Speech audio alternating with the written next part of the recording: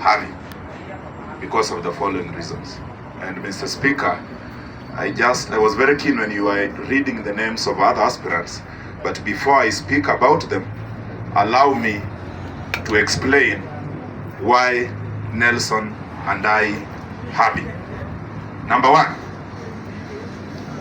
we need a member of parliament who will represent Westlands in parliament. So we are looking at a strong parliamentary representative of the people of Westlands. This is somebody who will speak out openly, participate in motions, and articulate issues that concern the people of Westlands. Many a times, Mr. Speaker, you realize that there are so many members of parliament who are elected, but they will finish their term of 5 years without having them speak, without having them debate even a motion in parliament, without having them even present a motion that will defend the people that they represent. That is not what Westland wants. We need new representation, somebody who is outspoken, somebody who will approach issues the way they are. And among all the people you've read, it's only Nelson Harvey who can achieve this. You've seen him articulate issues in courts. He is a senior counsel. You've seen him present cases, win all of the cases. You've seen him defend the weak, and more so highlighting challenges that face people in the community. I saw him recently monitoring the road construction along General Madenge in Parklands, and it was acted upon immediately. So we need somebody who will speak out in parliament and represent the people of Westlands. Number two, we are looking at a leader who will be accountable and face corruption. Mr. Speaker, and members of parliament, as you all understand, corruption is the main problem that is facing Kenya as we speak. And as we elect people to represent Westlands, we need people who have not been mentioned in corruption. We need people who will not condone corruption.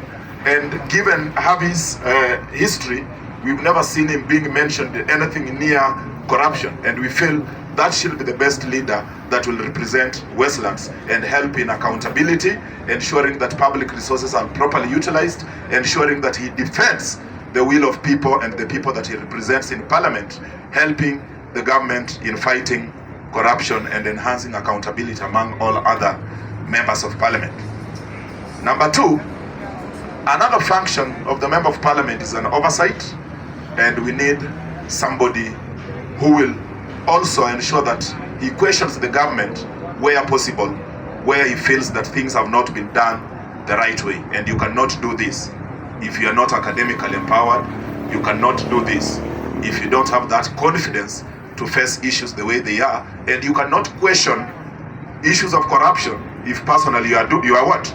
You are corrupt. So we need a corruption-free person who will face issues and offer oversight for the people of Westlands. Number two, Nelson Harvey stands for youth empowerment and creation of jobs. And joblessness has been the main problem that is facing the youth in Kenya, more so also the youth in Westlands.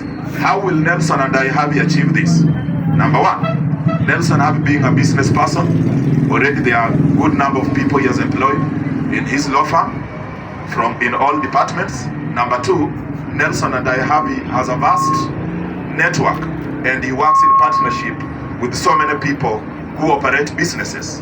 He has a good network with the Indian community in Parklands, and through this network he's going to ensure that he is going to lobby positions for the youth of Westlands, ensuring that they are captured and assimilated into opportunities that arise to ensure that they get their daily bread and provide to their families. He also has a vision of empowering youth through vocational trainings, and he has plans of expanding vocational training institutions to ensure that the youth get and obtain skills that will help them to provide for their families. Nelson Harvey stands for equity, stands for inclusion, and he will ensure that there is inclusivity and equity among all the people of Westlands. Nelson Harvey is not tribal, but he values hard work and he encourages everyone, and will fight for the rights of all the people. As we've said earlier, or my predecessor spoke earlier, we are looking at Team Wanyonyi, who has done good work in Westlands, and you cannot afford to replace him with some kind of mediocrity. We need to avoid jokes in Westlands. We need to vet people on merit and ensure that the people we bring to power are better than Team Wanyonyi, to ensure that Westlands sub-county or Westlands constituency is taken to higher level and not lowered into mud by mediocrity leadership. So we are saying that the only person who stands to lead Westlands, the only person who has qualities that will ensure that Westlands constituency is propelled to higher levels than where team is leaving it, is none other than Nelson and I have. And I've seen the list, Mr. Speaker, of the aspiring members of parliament that you read here. And in the government of Nelson and I have in Westlands, all of them will get opportunities. I understand some saying that we have some chefs, will allocate them some duties and spaces in constituency offices to ensure that as the constituent of Westlands visits the constituency headquarters, they'll get some cup of tea to drink. I also understand you mentioned there are some carpenters and engineers there. We'll give them and allocate them some contracts to ensure that the construction of roads and schools and everything is done by them, to ensure that the Westlands resources come back to Westlands and help the people. So the Andai government of Westlands, the Andai's leadership in Westlands is going to provide opportunities even to the competitors without discrimination of where they come from or who they are. So my fellow members of parliament, I urge you that when it comes to 2027, let's elect the senior counsel, Mheshimiwa Nelson.